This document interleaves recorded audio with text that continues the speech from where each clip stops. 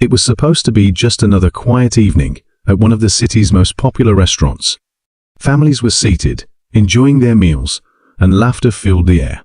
But no one expected what would happen next, a moment that would change everything. At a table near the corner, a wealthy white man sat with an air of arrogance. He was impeccably dressed, the kind of man who seemed used to getting what he wanted without question. His watch gleamed under the dim restaurant lights, and every movement he made was precise, controlled, almost like he believed the world revolved around him. Across from him, at a neighboring table, sat a black family. It was clear they were enjoying a special occasion.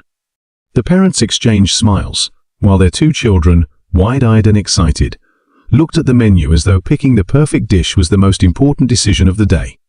They had done nothing unusual, nothing to stand out, just an ordinary family, enjoying a peaceful meal together. But something about this black family seemed to rub the millionaire the wrong way. Maybe it was their happiness. Maybe it was the fact that they were seated near him, that they existed in the same space he felt he dominated. Whatever the reason, his face twisted into a look of disgust. Loud enough for those nearby to hear, he muttered something under his breath. At first, the words were low, almost indistinguishable, but soon his frustration boiled over. "People like them don't belong in places like this," he sneered, casting a disdainful glance at the family. The mother noticed, her smile faltering. She exchanged a quick glance with her husband, who gently squeezed her hand in reassurance. They were used to this kind of treatment, but that didn't make it any less painful. The children, too young to understand the full weight of the situation, continued to chatter, blissfully unaware of the storm brewing nearby. The millionaire, emboldened by the lack of response, leaned back in his chair, smirking as if he had won some unspoken battle. His eyes flicked over to the waiter, who was approaching his table to refill his glass. The waiter was a young man, polite and efficient, who had been working at the restaurant for a few years. He knew the type of customer the millionaire was demanding, entitled and often rude to the staff. As the waiter poured the water, the millionaire's voice, now louder, cut through the peaceful ambience. "I don't know why this place lets just anyone in," he said, making sure his words were heard by the family and anyone else nearby. His tone was dripping with condescension, as if he truly believed he was doing the world a favor by speaking his mind. The waiter paused for a split second, his hands steady, but his expression unreadable. He didn't react outwardly, but inside, something shifted. He glanced at the black family, who were now visibly uncomfortable, the joy of their evening slowly being drained away by the man's hurtful words. The restaurant's atmosphere grew tense. Other diners began to notice, casting furtive glances toward the source of the tension. But no one said anything. No one ever did in moments like this. It was easier to look away, to pretend nothing was happening. But not for the waiter. Finishing up with the millionaire's table, the waiter disappeared into the kitchen for a moment. When he returned, he placed a small piece of paper beside the millionaire's glass, with a polite, "Here's your check, sir." The millionaire, without looking up, waved him off, assuming it was just the bill. He was ready to leave, convinced that his remarks had gone unchecked, that he had proven his superiority once again. But something about the waiter's calm demeanor felt off. There was a quiet confidence in the way he moved, as if he knew something the millionaire didn't. The millionaire, curious now, picked up the note and unfolded it. His eyes scanned the words, and in an instant, his smug expression melted away, replaced by something far different: shock. His face turned red, and for the first time that evening, he was speechless. What could the note possibly say to shake a man so confident, so certain of his place above others? The tension in the air was palpable, and the black family watched from their table, unsure of what had just transpired, but sensing that something significant had just happened. The waiter, standing a few feet away, met the millionaire's gaze briefly, his face still composed, but his eyes telling a different story. It was clear that this wasn't over. Whatever was written on that note was more than just words. It was a message, a statement that would leave the millionaire questioning everything. But what did it say? And what would happen next? The restaurant buzzed with the usual clatter of dishes and the hum of low conversations, but at the millionaire's table, silence hung in the air. He stared at the note, his fingers gripping the edges so tightly that the paper crinkled. His face, flushed moments ago with anger and superiority, now showed a mixture of disbelief and confusion. His eyes darted to the waiter, who was calmly attending to another table as if nothing had happened. The air of confidence around the young man was unmistakable, and it was clear that whatever was written on that note had turned the evening on its head. The Black family, though still seated at their table, could feel the shift. The mother leaned slightly forward, her curiosity piqued, while her husband gave a subtle glance towards the millionaire's table, trying to understand what had just unfolded. The children continued eating, blissfully unaware, but the tension in the room was becoming impossible to ignore. The millionaire cleared his throat, trying to regain his composure, but the words on the note echoed in his mind. He looked around, almost expecting someone to be watching him, mocking him, but no one seemed to be paying any special attention. At least not yet. He folded the note quickly and shoved it into his pocket, not wanting anyone to see what had been written. The arrogance he had displayed moments earlier had vanished, replaced by an unsettling feeling he couldn't quite place. What had just happened? And why had a simple note shaken him so deeply? As he signaled for the check, his hand trembled slightly, a sign of the unease brewing inside him. The waiter approached, polite and professional as ever, and placed the bill in front of him without a word. There was no smug smile, no hint that he knew something the millionaire didn't. But the silence between them spoke volumes. The millionaire opened his wallet with stiff fingers, dropping a few bills onto the table, without even counting them. He needed to leave. Now. But just as he stood up, preparing to make a hasty exit, he heard a small voice from the neighboring table. "Mom, can I have dessert?" It was the little boy from the Black family, his eyes wide and hopeful. His mother, still tense from the earlier confrontation, smiled gently at her son, trying to mask her discomfort. She glanced at her husband, and they shared a quiet moment of understanding. They weren't going to let this evening be ruined by a stranger's hateful words. "Of course, sweetheart," she said softly, waving down the waiter. The millionaire, now standing but frozen in place, watched the scene unfold. For some reason, he couldn't tear himself away. Something about the simplicity of that moment, this family, despite everything, finding joy in the little things, struck him in a way he hadn't expected. As the waiter approached the Black family's table, the millionaire caught his eye once again. There was something in the waiter's gaze, a quiet defiance, perhaps that unsettled him even more. He was no longer the most important person in the room, no longer in control of the narrative. He was just a bystander now, watching as the family ordered their dessert, with smiles and laughter, as if nothing had ever happened. But for the millionaire, something had happened. And it wasn't just the note. After what felt like an eternity, he finally forced himself to walk out of the restaurant, the door closing behind him with a soft chime. As he stepped into the cool night air, he felt a sense of relief, but also a lingering discomfort. He fumbled in his pocket for his car keys, the note still tucked away, its words burning in his mind. Meanwhile, back in the restaurant, the mood had started to lift again. The Black family's laughter filled the air, and other diners had returned to their conversations. It was as if the tension had been wiped away, leaving behind only the warmth of a family enjoying a special evening. But the waiter, though calm on the outside, couldn't shake the weight of what had transpired. He had stood up to someone powerful, someone who wasn't used to being challenged. And while the moment had passed, the consequences of that action were still unclear. In the kitchen, the waiter leaned against the counter for a moment, taking a deep breath. He thought back to the words he had written on that note, the words that had clearly struck a nerve with the millionaire. It wasn't often that he got involved in the personal lives of customers. He was there to do a job, after all, but tonight had been different. He couldn't just stand by and watch, as the man insulted that family. Not when he knew how much words could hurt. The restaurant owner, an older man with years of experience, approached the waiter, giving him a knowing look. "Everything all right out there?"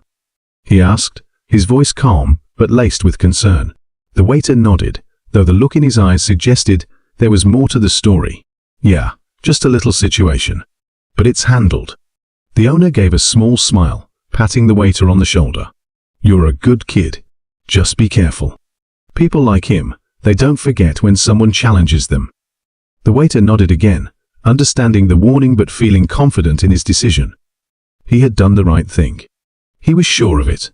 But as the night drew on, and the restaurant began to empty, the weight of what had happened lingered.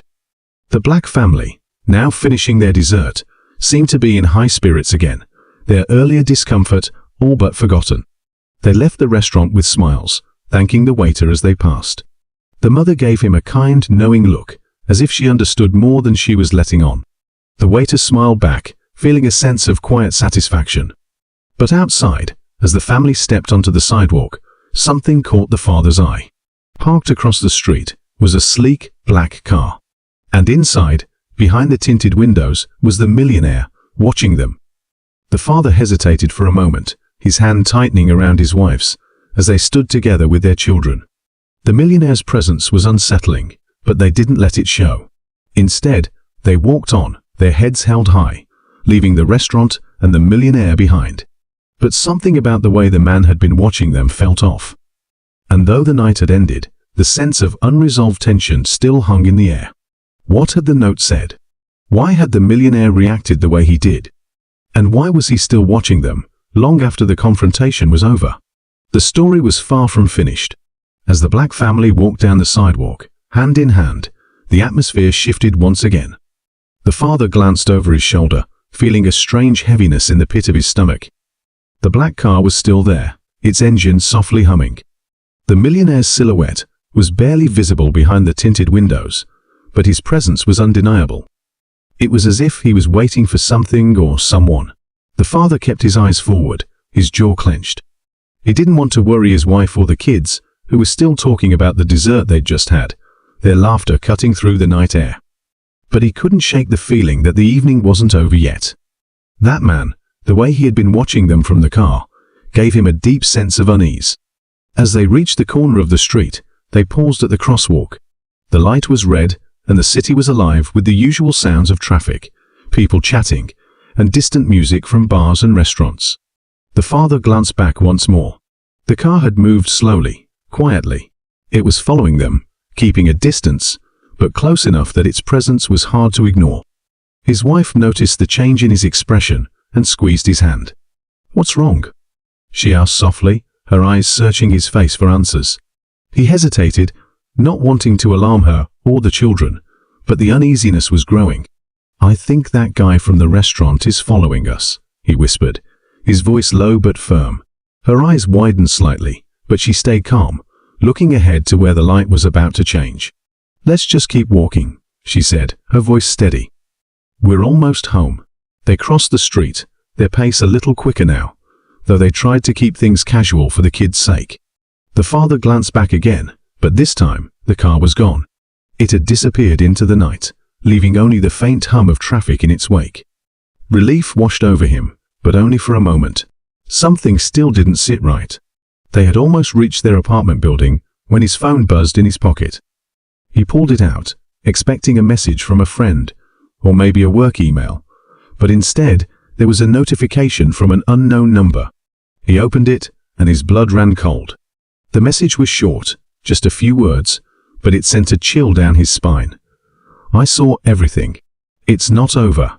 His heart pounded in his chest, and for a moment he felt a wave of anger rise within him. Was this some kind of sick joke? Was the millionaire really this petty? To follow them, and then send a message like this? He looked around, but the street was quiet now. There was no sign of the car, no sign of anyone watching them. He slipped the phone back into his pocket, deciding not to mention it to his wife just yet. There was no need to worry her, not tonight. They made their way into the building, the familiar warmth of the lobby offering a temporary sense of safety. The kids raced toward the elevator, laughing and giggling as if nothing in the world could touch them. The father smiled at them, but his mind was racing. What did the millionaire mean by "it's not over"? What was he planning? Later that night, after the kids were tucked into bed and the apartment had settled into its usual quiet rhythm, the father sat at the kitchen table, staring at his phone. The message haunted him. He hadn't responded, but the words lingered like a dark cloud. Was the millionaire just trying to intimidate them? Or was there more to this than he realized? His wife joined him, sitting down across from him with a concerned look on her face. "You've been quiet," she said gently. "Is it about what happened earlier?" He nodded, running a hand through his hair. "I got a text. From an unknown number. I think it's him." She frowned, leaning in. What did it say? He pulled out his phone, showing her the message. Her face tightened as she read it, her fingers tapping lightly on the table. He's not going to leave this alone, is he? I don't know, the father said, his voice heavy with frustration. But I'm not going to let him scare us. He doesn't get to decide how our lives go. They sat in silence for a moment, the weight of the situation sinking in. It had started as a simple evening out, a celebration with their family, but now it felt like they were caught in something much bigger. Something dangerous. Meanwhile, across town, the millionaire sat in his car once more, parked in a dimly lit lot. His hand clenched the steering wheel as he thought about the note, the family, and the way everything had unraveled in the restaurant. His mind raced, his anger simmering just beneath the surface. He pulled the note out of his pocket, unfolding it for what felt like the 100th time. The words stared back at him, simple but powerful. Respect isn't bought. It's earned. The waiter's handwriting was neat and deliberate, and every time the millionaire read the note, it felt like a slap in the face. He had built his life on power, on wealth, on being the man who had control over every situation. But that note had stripped him of something he couldn't quite define, something that rattled him to his core. And that family, they hadn't even done anything wrong. That was what irked him the most. They had just been there, happy, carefree, and unbothered by his presence, even after his comments. The millionaire wasn't used to being ignored, to being challenged, especially by people he considered beneath him. His phone buzzed, pulling him out of his thoughts. Another unknown number, this time with a single word, soon. He stared at the message, his heart pounding in his chest. Was this some kind of threat? Was someone playing a game with him now? He quickly looked around, but his car was alone in the parking lot. The city buzzed in the distance, but out here, it was quiet. Too quiet. The balance of power had shifted, and for the first time in a long time, the millionaire felt vulnerable. Exposed. Whoever was behind these messages, and the note wasn't finished yet. The millionaire sat in his car, his mind racing, hands gripping the steering wheel so hard, his knuckles turned white. The unknown message soon flashed on his phone, taunting him.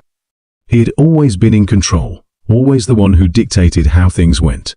But tonight, something had shifted.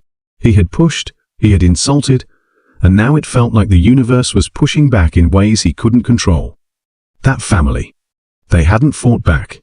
They hadn't even reacted to his insults the way he expected. Instead, they seemed untouched, like they were above his petty words. And that waiter, he had looked straight through him, like he wasn't even afraid. The night stretched on, and the city seemed unusually quiet around him. Every flicker of headlights made him jump, every sound made his heart race. He couldn't sit there any longer. He needed answers, needed to confront this, whatever it was. He glanced at his phone one more time before shoving it into his pocket. Without thinking, he turned the ignition and sped off toward restaurant. If anyone knew what was going on, it would be that waiter. At the same time, back at the family's apartment, the father lay wide awake, his phone still clutched in his hand. The message, "I saw everything." It's not over, loomed in his mind. He hadn't responded, but the tension gnawed at him. He had faced ignorance before, but never had it felt this personal, this invasive. His wife slept beside him, her breathing steady, but he could tell she was restless too, even in her sleep. He needed to do something, but what? Confronting the man could escalate things, but ignoring it seemed like a bigger risk. Before he could decide, his phone buzzed again. Another message from the unknown number, "Meet me. Now. You'll know where." His heart thudded in his chest. He didn't know where this man wanted to meet him, did he? But then, a flash of realization hit him. The restaurant. That's where this had started, and that's where it would end. Quietly, not wanting to wake his wife, he slipped out of bed, grabbed his jacket, and headed for the door. Something told him he needed to face this head-on, not just for his own peace of mind, but for his family. The streets were empty as father walked, the city bathed in soft glow of streetlights. His mind churned with questions, but deep down, a part of him knew that this confrontation had been coming from the moment the millionaire had made his cruel remarks in restaurant. He wasn't a man who sought out conflict, but he couldn't let someone like that believe they could treat him and his family as less than. Not anymore. When he arrived at the restaurant, the doors were locked, the place dimly lit, but there was a figure standing outside, leaning against a lamppost. It was the millionaire. His expression was unreadable, but something in his posture seemed different, less arrogant, more uncertain. As the father approached, the tension between them crackled in the air. "You got my message," the millionaire said, his voice quieter than before. There was no hint of the man who had sneered and insulted them earlier in the evening. Instead, there was something else in his eyes, fear. "Regret?" "Yeah, I got it," the father replied, his tone steady but sharp. "Why are you doing this? What do you want?"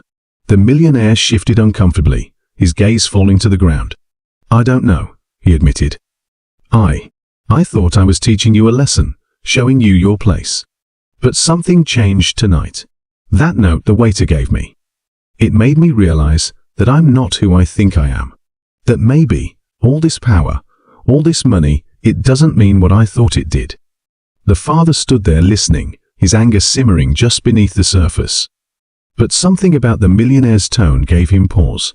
This man, for all his arrogance and cruelty, seemed broken, lost even. "You insulted my family for no reason," the father said quietly. "You tried to make us feel small. Why?" The millionaire sighed, running a hand through his hair. "I don't know," he repeated, almost pleading. "Because I could?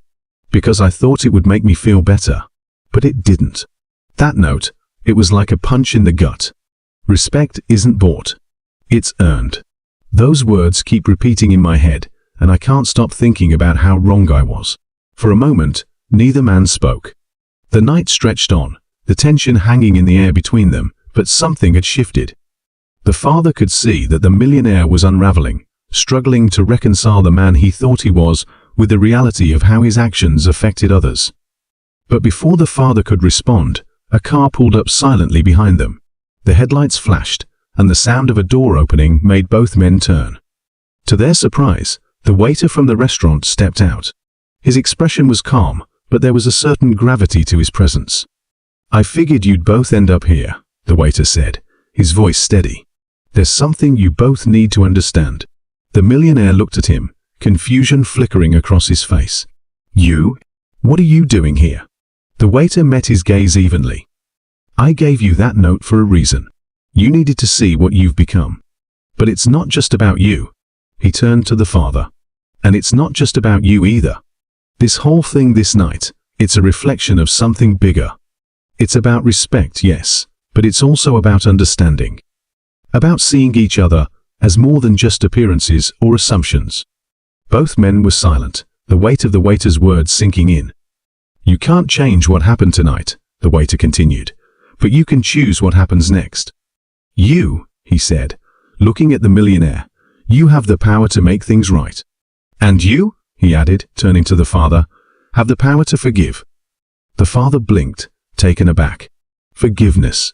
The word hung in the air like a challenge. Could he really forgive this man for the things he'd said? For the hurt he'd caused? But as he looked at the millionaire, he saw not a powerful, arrogant man, but someone who was deeply flawed, struggling to find his way. And maybe, just maybe, that was enough. The millionaire, for his part, seemed to be wrestling with his own demons. Finally, he spoke, his voice soft. "I don't deserve your forgiveness, but I want to try to be better." The father studied him for a long moment, then nodded slowly. "I'll give you a chance," he said, "but don't waste it." In the silence that followed, the tension that had built up throughout the night seemed to dissolve. It wasn't a perfect resolution, but it was a start. Both men knew there was still a long road ahead, but for the first time, they were standing on the same side. As the father turned to leave, the millionaire called out one last time, "Thank you for giving me that chance." The father nodded without turning back. "Just make sure you earn it." And with that, the night came to a quiet close. But as the father walked away, his phone buzzed one last time. He glanced at the screen, expecting another message from the unknown number. Instead, it was a simple notification from his bank, transaction complete. Confused, he opened the app and froze. A large sum of money had been transferred into his account, far more than he had ever seen. No explanation, no message, just the millionaire's way of trying to make things right. But the father only smiled. Respect wasn't bought after all. As the father stared at the bank notification, the realization hit him. The millionaire had transferred the money as a gesture, a way to make amends for what he had done. But money wasn't the answer to everything, not when it came to respect, dignity, and how people should be treated. He knew this transfer was an attempt to fix the damage with wealth, but the words from the waiter's note echoed in his mind. Respect isn't bought. It's earned. This situation wasn't about money, it was about something deeper. He sat down at the kitchen table, his phone still in hand. The quiet apartment felt comforting, a stark contrast to the storm of emotions he'd gone through in the past few hours. His mind raced with thoughts of what had happened, how a simple dinner out with his family had spiraled into something much bigger. The millionaire's insult, the tension, the unexpected intervention from the waiter, and now, this sudden transfer of money. It felt like a whirlwind, but now things were finally starting to settle. He looked at his phone again, contemplating whether to return the money. It was tempting to just let it sit there, to consider it some kind of reparation for the pain and disrespect they had endured. But deep down, he knew that wasn't the right answer. Taking the money wouldn't fix what had happened, and it certainly wouldn't teach the millionaire the lesson he needed to learn. With a sigh, he stood up and moved to the window, looking out at the quiet city streets below. The lights twinkled in the distance, and he could hear the faint hum of traffic. Life was moving on, as it always did, and soon enough, this night would become just another memory. But the impact of what had happened would last far longer than that. His wife's footsteps echoed softly behind him, and she wrapped her arms around his waist, resting her head against his shoulder. "You okay?" she asked quietly. He nodded, leaning into her warmth. "Yeah. I'm just trying to figure out what to do." "About the money?" "Yeah. It's a lot. But it feels wrong to keep it.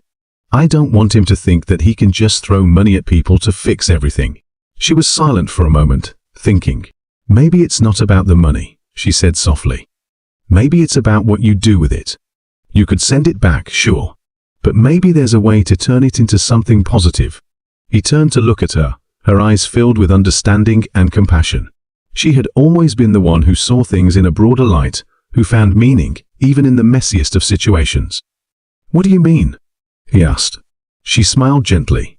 "What if you use it to help others? People who've been through what we went through tonight. People who've been disrespected, hurt, or ignored just because of who they are. We could donate it, set something up in the community. Something that reminds people that respect and dignity matter more than anything money can buy." The idea hung in the air, and slowly, the father nodded. It felt right. It wasn't about revenge or retribution. It was about turning something negative into something good. Something that could make a real difference. He pulled her closer, grateful for her wisdom, and for the way she always seemed to find the right path. The next morning, he called the bank and arranged for the funds to be transferred to a local non-profit organization that worked to support families facing discrimination and hardship. It wasn't about making a grand gesture or sending a message to the millionaire. It was about doing what felt right, about using that money to create something meaningful. As he hung up the phone, a sense of peace washed over him. The decision was made, and now they could move forward. Weeks passed, and life returned to its usual rhythm. The incident at the restaurant gradually faded into the background, becoming one of those stories they would tell friends over dinner, with a laugh and a shake of the head. But the lessons they had learned that night stayed with them, lingering like a quiet reminder of what truly mattered. One afternoon, the father received a letter in the mail. It was from the restaurant, addressed directly to him.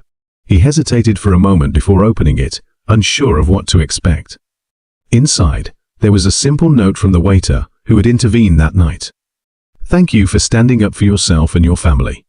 People like him need to be reminded that money doesn't give them the right to look down on others. You handled it with more grace than most people would have. And for that, I have a lot of respect for you. I hope you and your family are well. If you ever come back to the restaurant, your next meal is on me." The father smiled as he read the note, feeling a sense of closure. The waiter had played a pivotal role that night, reminding both him and the millionaire of what really mattered. It wasn't about power or wealth, it was about respect, human decency, and seeing the humanity in each other. Later that evening, as the family sat down for dinner, his daughter asked a question that made them all pause. "Daddy, why did that man in the restaurant say those mean things? He didn't even know us."